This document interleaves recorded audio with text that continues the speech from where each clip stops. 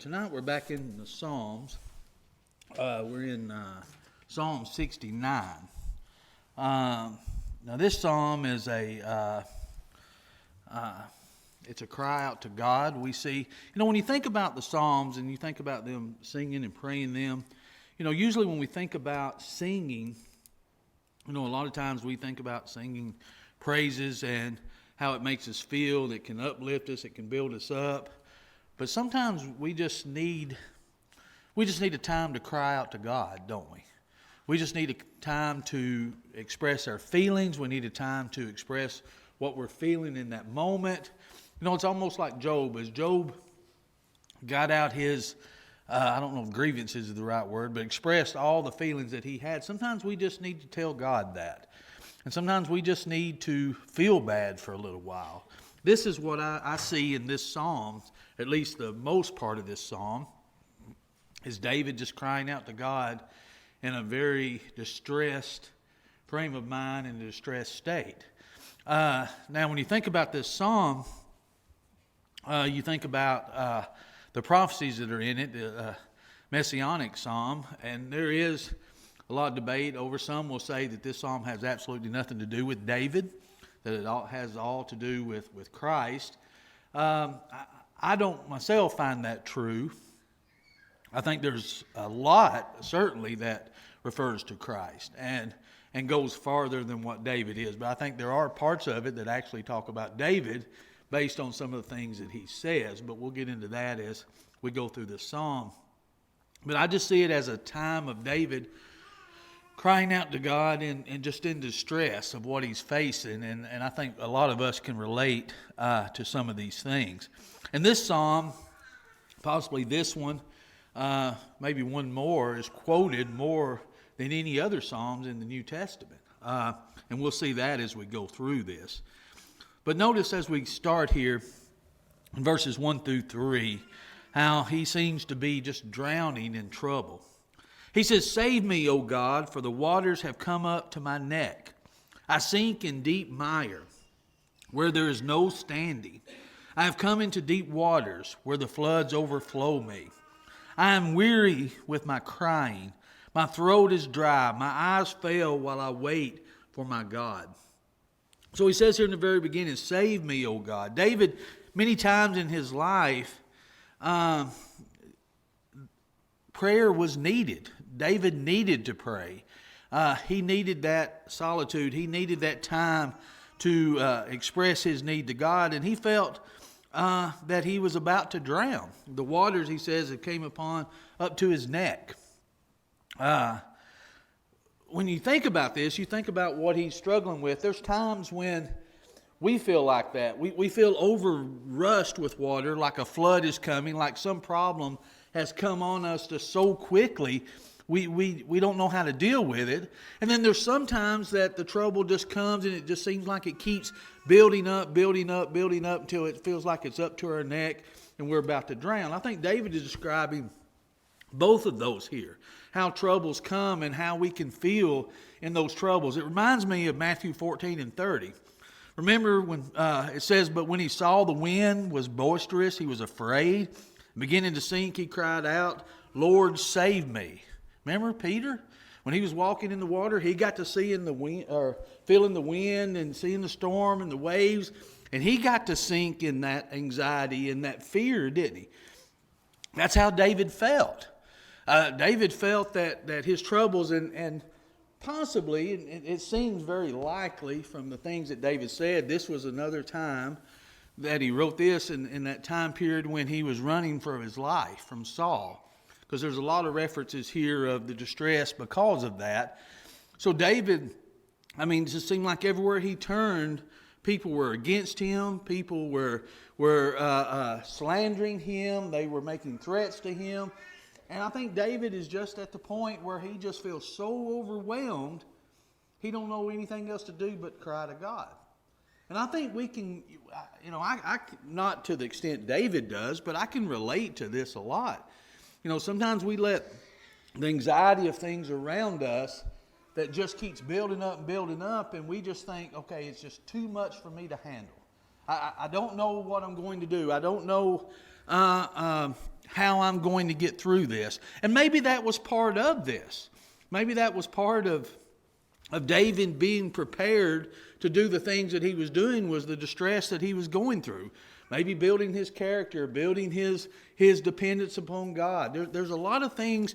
We don't know the blessings that can come from the suffering that we face until we go through it, until we get through it, and can look back on those things. We've been talking, every other Wednesday night on living in this dark world. Peter addresses this a lot when he talks about suffering without a cause.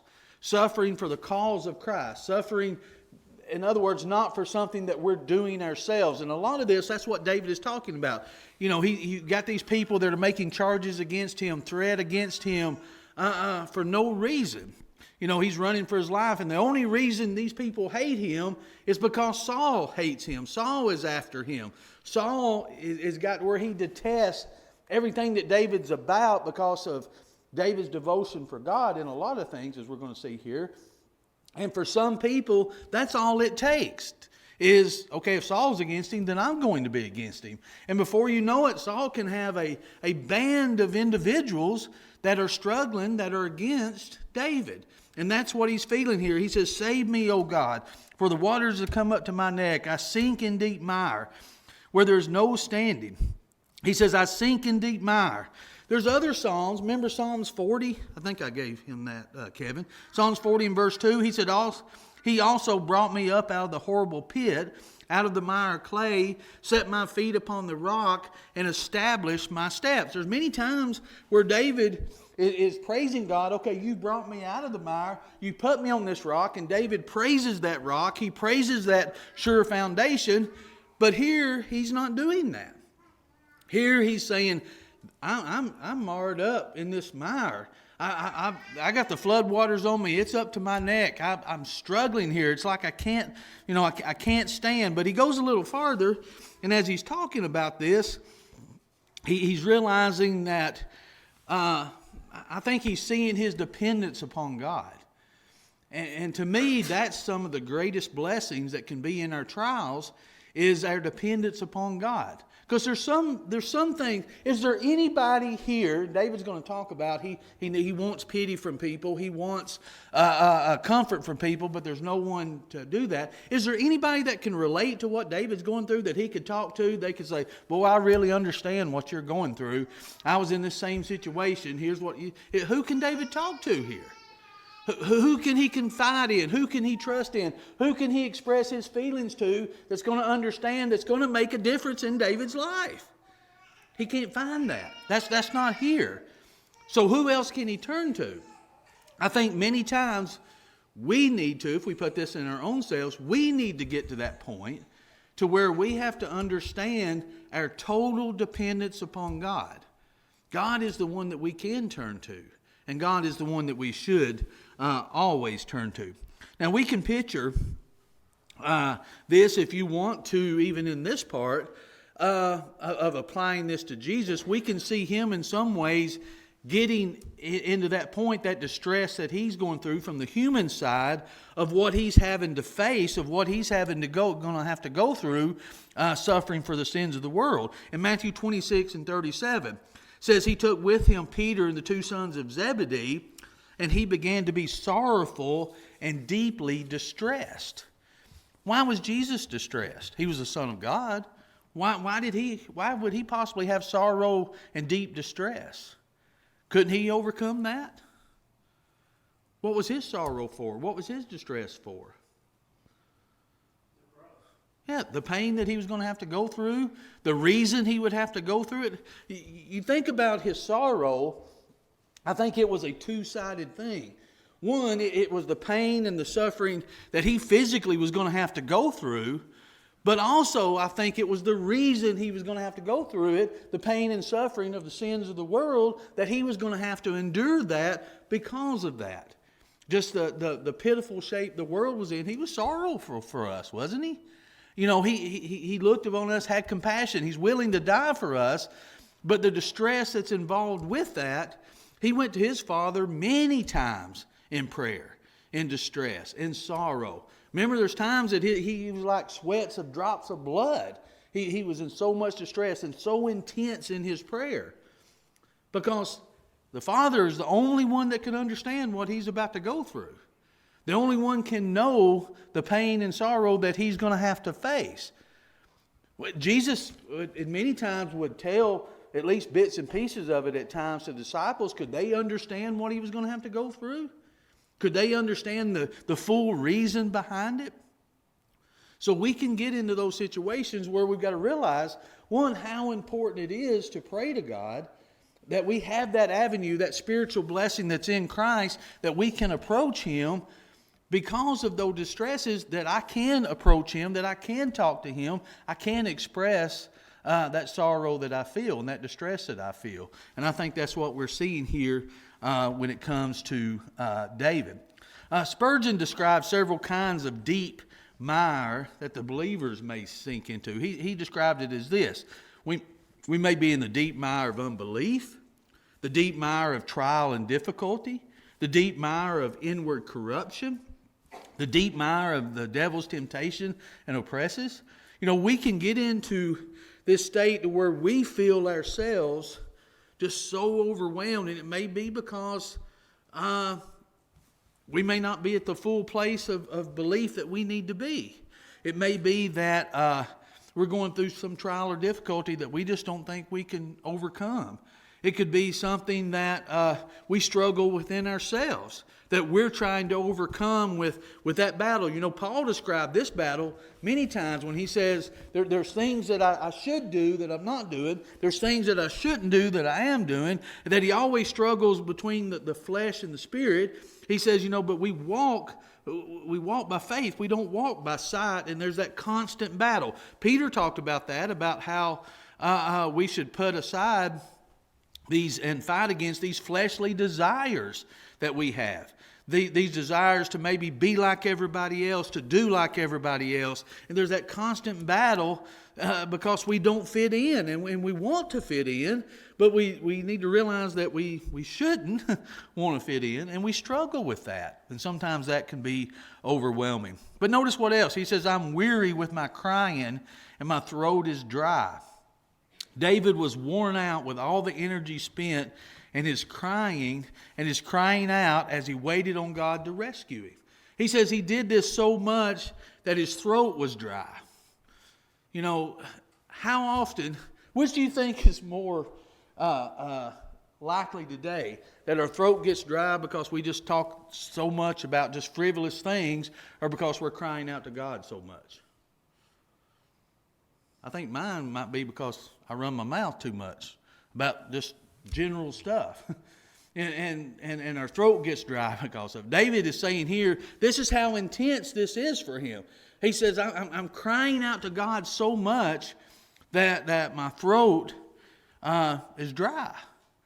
He says, it's even affecting him physically because of how he's crying out to God. Then notice here in verse 4, he describes the problem that he's facing and the reason that he's crying out to God. Those who hate me without a cause are more than the hairs on my head. They are mighty who would destroy me, being my enemies wrongfully. Though I have stolen nothing, I still must restore it. Notice, he says, those who hate me without a cause are more than the hairs on my head. This begins, I think, a description of the real problem that David is, I guess, poetically here, putting into view for us. Now, he lived under great distress of knowing there were many people who simply hated him without a cause.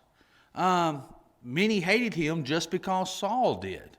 Many hated him. Many got on that bandwagon. Mighty individuals, including Saul, that was very distressful for David because they were in a position where they could really hurt David if they ever got to him or got in that opportunity where they could, and it distressed him. He says, "There's those who hate me are more than the hairs on my head." That's how distressful he's feeling here. He says, I can't even count the people that are against me now. I can't even count the people who are wrongfully against me. Now, it's one thing to have someone against you with a cause. It's another thing to have someone against you without a cause. That can even be more distressful, can it? Because you're not only dealing with the individual because they're acting a certain way towards you, but you're dealing with the fact of trying to figure out and trying to rationalize why they're doing it in the first place. And it comes down to, and that's again, Peter discussed this, didn't he? In 1 Peter, when he discussed about suffering and suffering without a cause. In other words, we're to suffer. We need to prepare to suffer. We need to have the mind to suffer, as Peter says. But we need to make sure that we're suffering for the right reasons. And that right reason may be very well what David's going through here is because of my devotion to God. Now, I can suffer because of my own wrongdoing, and David even admits and even talks about how his sins and the things are before God. They're not hidden, but suffering because I'm serving God is part of what we're supposed to do. And we need to be able to distinguish that fact. There's times that I suffer from my own wrongdoing, but there's times I suffer because I'm doing what's right also. Now, when it comes to Psalm 69 and verse 4, Jesus spoke to his disciples the night before his crucifixion, and he said this in John 15 and 25. He says, "But this happened that the word might be fulfilled, which is written in their law, they hated me without a cause." Now, when you think about the ones who hated Jesus, who were they? Pharisees, Sadducees, the Herodians. You start making this list. And what was the reason that they hated him? Was it a wrongful reason? Yeah. Think of, to me, I think of the main reason, until Jesus stood beside these individuals, they probably looked pretty good to everybody, didn't they? Then when you compare who Jesus was and how he lived and how he taught and the things that he said and how he treated individuals, him standing beside them, how'd that make them look? Did they treat people that way? Did they talk that way? Were they righteous as Jesus was righteous? Jesus said they were whitewashed tombs, wasn't he? Full of dead men's bones. They honor him with their lips, but their heart is far from him. So with Jesus being there with them, the world could see that. They didn't like that. So they started wrongfully accusing him of everything that they could think of. So when you think of this, as Jesus quoted this here in John 15, he says, they hated me without a cause. And what he's telling his disciples, because they did that, they're going to hate you the same way. The same thing applies to us today. They're going to hate us without a cause. Just, again, look at the world today. When you stand for the truth, they're going to slander, they're going to make us the bad guy, aren't they? They're going to make us to look like we're the fools. They're going to try to make us look like we're the ones that are just crazy people over here that don't see things the right way. That's what they did to Jesus. That's what David is talking about here. He said, there's individuals that hate me, and they shouldn't have any reason to hate me. And why did they hate David? They hated David because Saul did. So they're going to get on the bandwagon him. People do that. People follow the multitude. Think about this. If you didn't know somebody, and you come across somebody who was explaining this person to you before they met them, your first impression of them is going to be what that person says about them, aren't they? That's how it's going to be. You're going to take what they say, and you're going to have that in your mind when you come across this individual. I think that's what, in essence, happened to David, is because of Saul and his anger against David. It caused other people to do the same thing, just based because it was Saul. And it may be because they feared Saul. They won't take.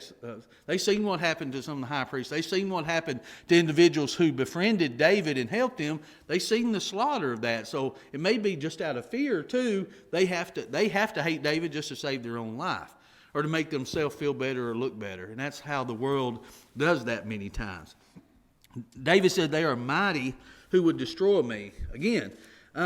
Those set on David's destruction were mighty, and they could make things happen if they got a hold of David. And that's what David was distressed about. And then he says, though I have stolen nothing, I still must restore it. The fundamental injustice of David's misery here, I think that increased his despair and his distress. Is, okay, there's really nothing I can do that's going to appease these individuals. I mean, if somebody, just think about it. When you start feeling a certain way about someone, it's pretty hard to change that, isn't it? No matter what they do, you're going to see a different side of that. And it is hard to overcome that. It's hard to overcome that kind of impression. And I think that's what David here is dealing with. Now, someone said this, and I thought it was interesting. I thought it was worth just saying here. It said, David could only imperfectly say, I have stolen nothing. But his greater son could say it in a remarkable way. And they said this, the devil tried to take what was not his, God's honor and glory. Adam took what was not his, the forbidden fruit, to him. Moses took what was not lawful for him to take, the life of an Egyptian. David took what was not his, Bathsheba. Yet Jesus refused to take what was rightfully his.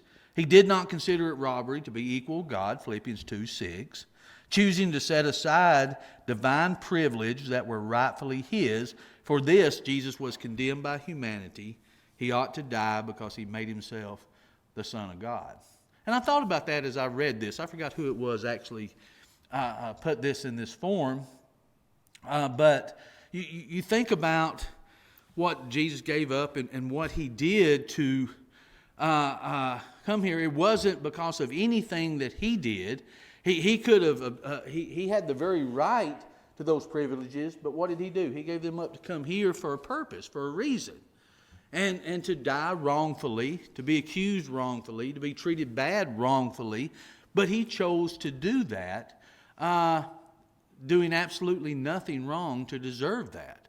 And you start putting this in, if we think of just in our own terms of the distress that we go through because of what we face wrongfully today, you apply that to Jesus and it starts painting this picture of what he truly did for us, doesn't it? Of what he truly put himself through. You know, that word became flesh and dwelled among us, and we beheld his glory, John 1:14. So as he experienced those things, the things that he gave up, and the things that he went through here on this earth, a lot of times we just picture the cross, which was horrific, but you start picturing everything that he went through that even led to the cross. It was, just emotionally distressing, wasn't it? Not just physically. That's why I think he did go to his God so much, his Father, so much in prayer. He needed that strength. He needed that boost to be able to physically carry on and do the things that he did. So he could be able to face it, and facing it for something he didn't do wrong at all. But yet he went through it. Now he goes a little farther here, and he talks about living with a constant distress and disapproval of the individuals that's around him. Look here, starting in verse 5. He says, "O God, you know my foolishness. My sins are not hidden from you.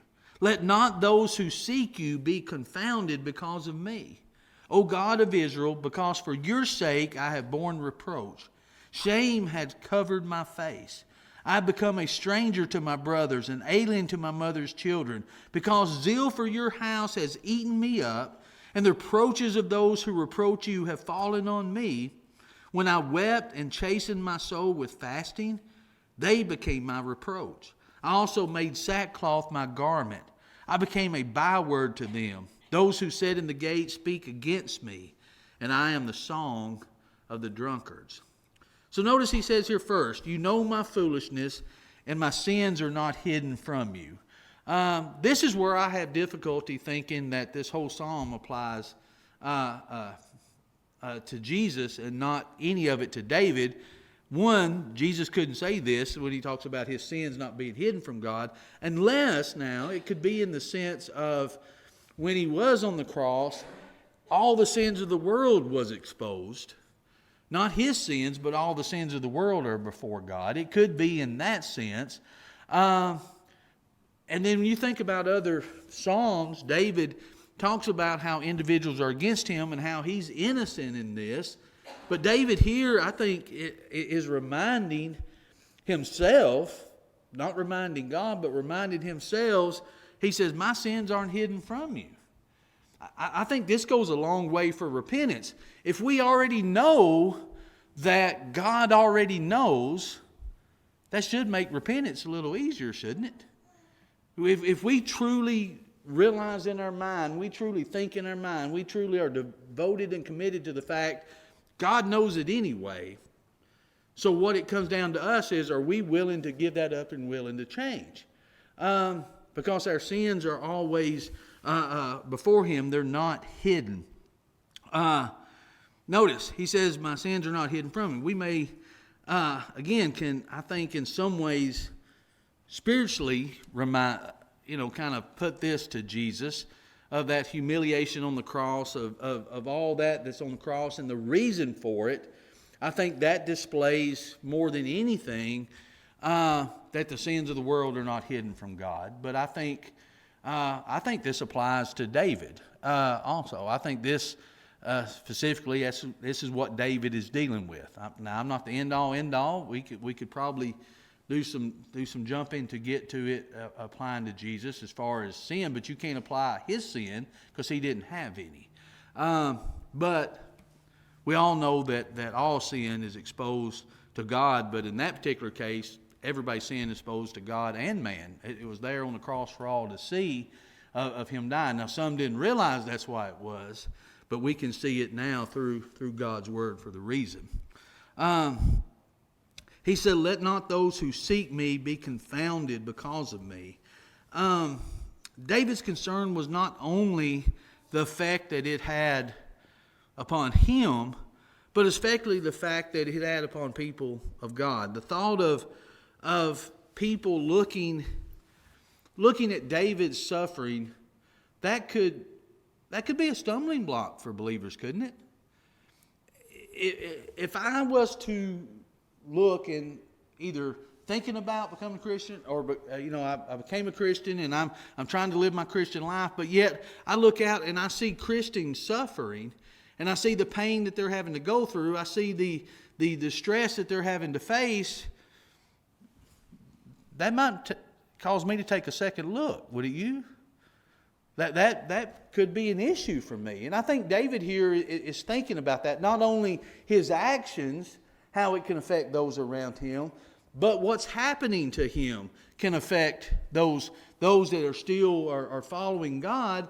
And they look at David and, thinking, I think sometimes we can be like Peter. I think we could be strong. We can say, yes, I'm going to do these things. But yet, when Peter actually seen Jesus being arrested, he's seeing there in the courtyard what he's having to go through, Peter denied him. Why do you think he denied him? What do you think was the real reason Peter denied Jesus then? He was afraid. Exactly. He was afraid. It finally became real to him what could happen. Everything else was in theory, wasn't it? Everything else was in future tense. Everything else was, I'm standing beside Jesus, I can take on the world. Now he's outside with the crowd, seeing what's happening to Jesus, and fear is taking over. Because of Jesus' suffering and what he's going through, maybe he's thinking, I don't want that to happen to me. I thought I did, but now that I'm faced with it, I don't know if I can. And I think that can be a problem for us today. And here's where it comes. And I thought about this when I was thinking about when we go through suffering and when we studying parts of Peter about living in this dark world. I always think about Peter and walking on the water, okay? And where Jesus says, oh, ye of little faith. And the way I've always took that is, okay, Peter's faith wasn't as strong as he thought it was. But the more I think about it, I think I've decided I'm going to think of it a little different way. Because Jesus said if we had faith of a mustard seed, how much faith is that? How big's a mustard seed? It's tiny. So do you think Peter's problem was, it's not that Peter didn't have enough faith yet, it's that Peter didn't recognize the faith he had yet. And I'm starting to think that might have been more of the issue. Peter's faith was stronger than Peter thought it was. And Jesus said, "O ye of little faith," and it makes me think, okay, Peter didn't have enough faith, but I'm kind of thinking it may think more toward Peter's attitude toward his faith. Peter thinks it's little. Peter is thinking it's not strong. Peter could do more than Peter thought he was able to at that time. And I think we underestimate our faith a lot, don't we? Because of what we see other people go through.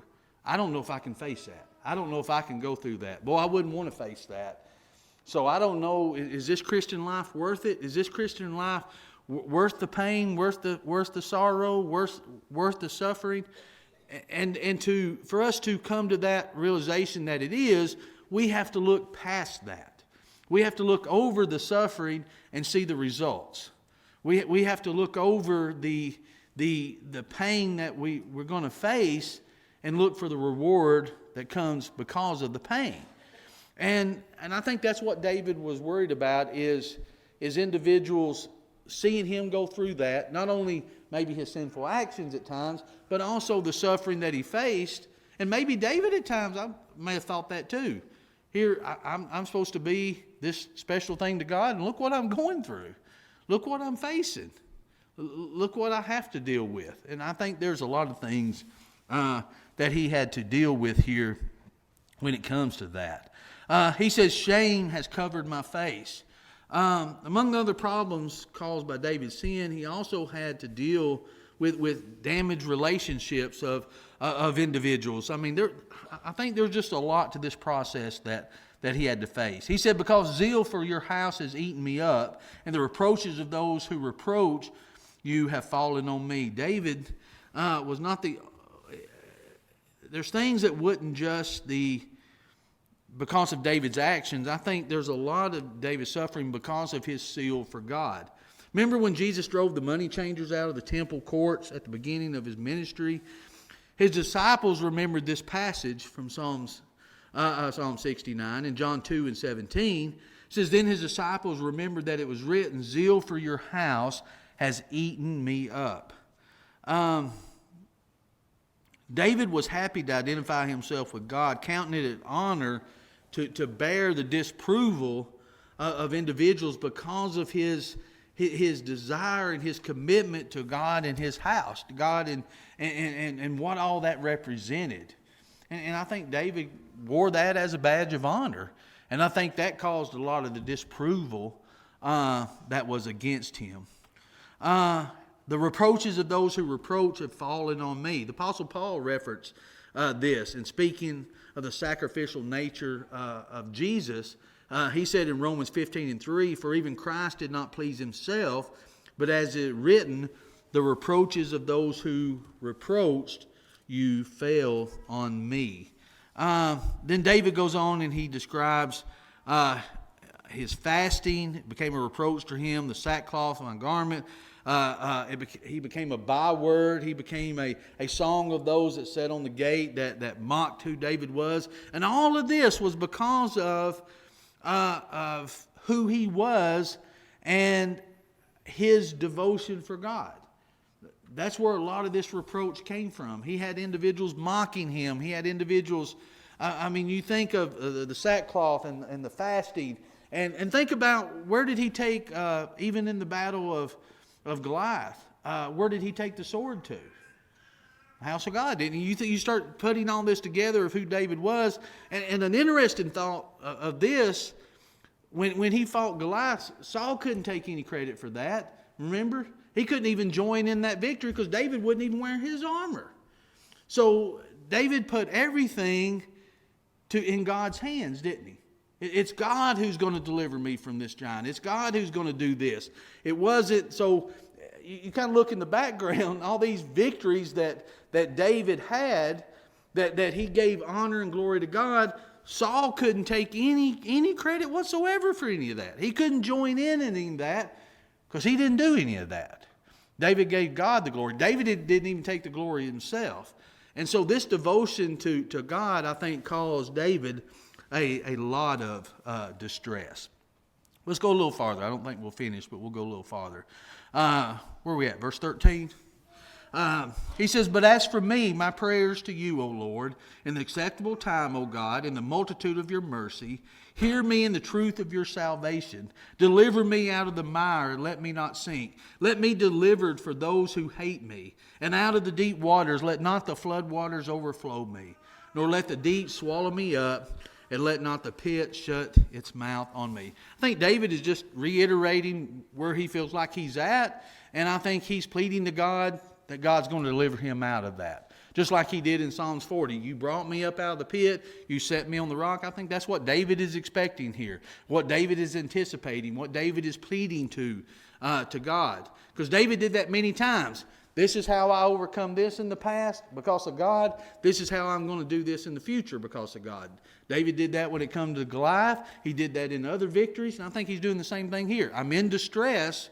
But here's what I know God and what I'm asking God, what I'm pleading God for him to do the same thing when it comes to this. Verse 16, "Hear me, O Lord, for your loving kindness is good. Turn me according to the multitude of your tender mercies. Do not hide your face from your servant, for I am in trouble. Hear me speedily. Draw near to my soul. Redeem it. Deliver me because of my enemies." Once again, he's anticipating what God's going to do, and he pleads for his compassion. Notice what he says here beginning at verse 19. "You know my reproach, my shame, my dishonor. My adversaries are all before you. Reproach has broken my heart.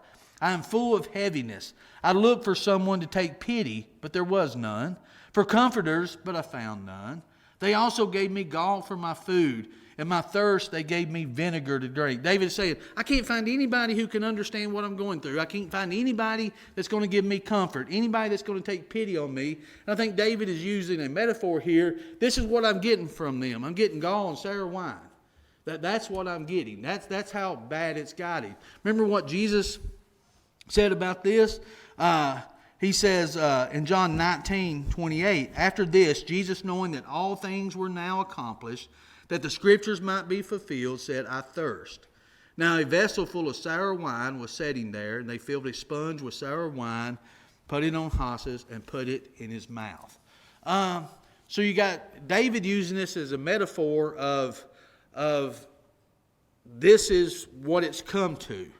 This is where I'm at now. This is what is all that's left that's going to bring me comfort. And you've got Jesus fulfilling this in the sense of where this is where it's come to because of the sins of the world. This is what it's come to with his suffering. This is what it comes to. The only comfort as the world has it is sour wine. So you see this in a broader sense from David, but you see it also how the depiction of suffering in the world is. When suffering comes, the only comfort, true comfort that can come is from God. And it can come from no other. We'll pick up there next because there's a lot of other things that I think is interesting in this psalm that we can discuss.